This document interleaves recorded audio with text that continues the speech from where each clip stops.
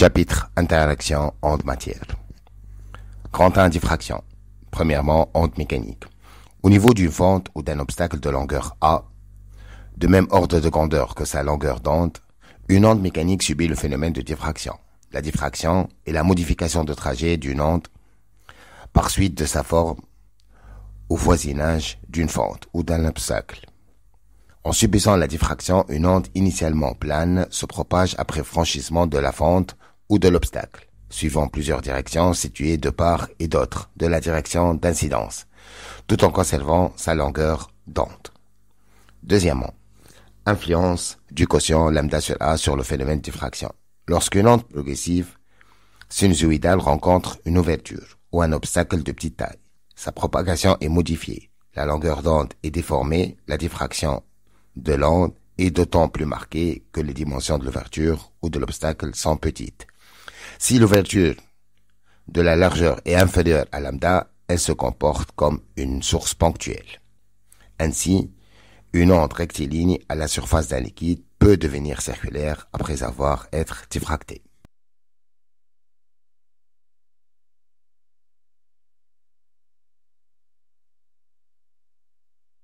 Alors, lorsqu'une onde mécanique plane rectiligne rencontre une fente, on remarque d'après la figure que elle subit un changement de direction, un changement de forme, et on remarque bien que la longueur d'onde est conservée. De même, si elle rencontre un obstacle de même dimension que la longueur d'onde, elle subit donc un changement de direction et un changement de forme, tout en conservant la longueur d'onde. Alors, si lambda est très inférieur à 1, dans ce cas, une onde rectiligne arrivant sur l'ouverture est très peu affectée par celle-ci.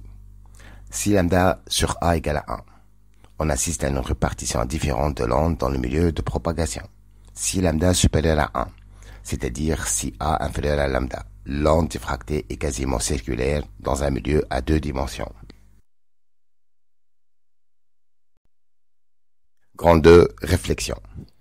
Alors, une onde incidente progressive plane d'angle d'incidence I de longueur d'onde lambda qui se propage dans un milieu de propagation subit une réflexion au niveau d'un obstacle plan, plaque de plastique par exemple, et donne naissance à une onde progressive plane réfléchie de longueur d'onde lambda' et d'angle d'incidence de réflexion I', tel que lambda égale lambda' et I égale à I'. Ce résultat, donc, l'on rappelle la deuxième loi de Descartes, relative à la réflexion d'un rayon lumineux qui tombe sur un miroir plan sous une incidence I.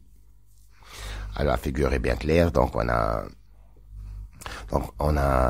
une direction de l'onde incidente qui fait avec la normale un angle d'incidence I.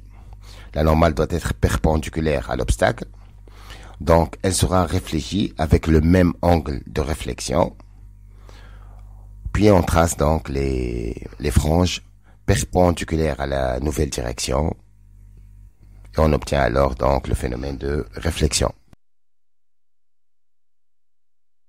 Grand 3, réfraction. Au niveau de la surface de séparation de deux milieux de propagation, l'onde mécanique subit un changement de direction de propagation. C'est le phénomène de réfraction.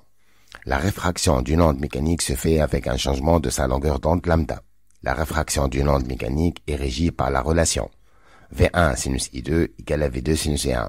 Or, V1 égale à lambda 1 fois N, sinus I2 donc, et V2 égale à lambda 2 fois N, sinus I1. Donc, on peut simplifier par N. N ne dépend pas du milieu de propagation. Il nous reste donc une nouvelle formule, où on obtient une nouvelle formule, lambda 1 sinus I2 égale à lambda 2 sinus I1, où lambda 1 et lambda 2 sont respectivement les longueurs d'onde de l'onde incidente et de l'onde réfléchie.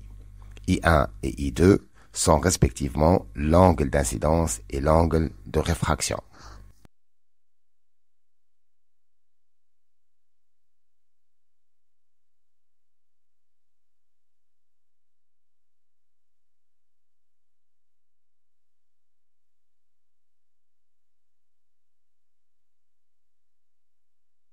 Grand 4, transmission. Au niveau de la surface de séparation de deux milieux de propagation, l'onde mécanique subit un changement de longueur d'onde lambda. C'est le phénomène de transmission. La transmission d'une onde mécanique se fait sans changement de direction, sans changement de forme. Alors, on peut dire que La transmission est un cas particulier donc de la réfraction. Juste la direction de propagation de l'onde incidente doit être perpendiculaire à la surface de séparation, tout simplement.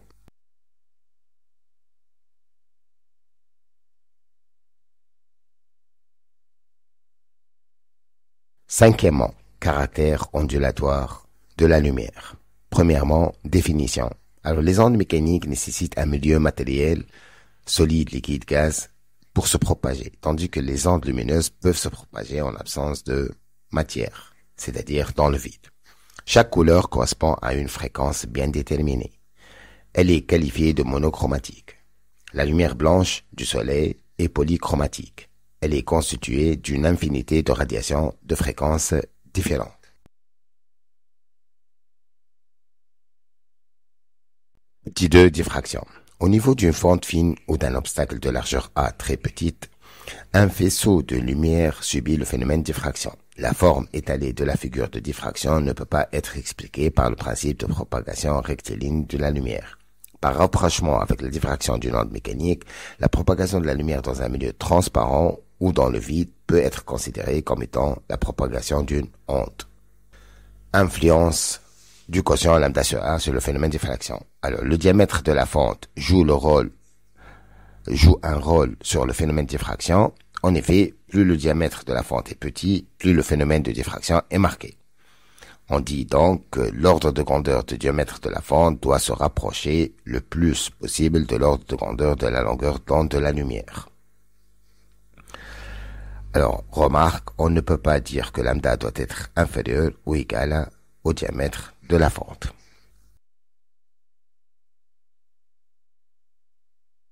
Petit 3, étude théorique. Alors, on a la figure séquente, donc tangente θ égale L sur 2 sur D, opposé sur l'adjacent, ça donne L sur 2D. Or, θ est très faible, donc tangente θ à peu près égale à θ, d'où θ égale à L sur 2D. Puisque θ égale lambda sur A, donc on peut dire que L sur 2D égale à lambda sur A. Quatrièmement, dispersion. Alors, l'indice optique N d'un milieu transparent est le quotient de la célérité C0, 3,508 m/s moins 1 de la lumière dans le vide, et de la célérité V de la lumière dans ce milieu, N égale à C0 sur V. On l'appelle milieu dispersif, tout milieu dans lequel la célérité V d'une onde périodique dépend de sa fréquence. Comme N dépend de V, et que dans un milieu dispersif V dépend de la fréquence, alors on peut conclure que l'indice N d'un milieu dispersif dépend de la fréquence. Le phénomène de dispersion de la lumière est la variation de sa célérité V dans un milieu transparent d'indice N, en fonction de sa fréquence nœud. La fréquence d'une onde lumineuse ne dépend pas du milieu de propagation. Pour un même angle d'incidence I, l'angle de réfraction I2 sera différent pour deux ondes lumineuses monochromatiques, de célérité différente, c'est-à-dire de fréquences différentes, c'est-à-dire de couleurs différentes. Les différentes composantes d'une lumière polychromatique seront donc déviées différemment lors de la traversée d'un prisme, qui décompense ainsi la lumière polychromatique.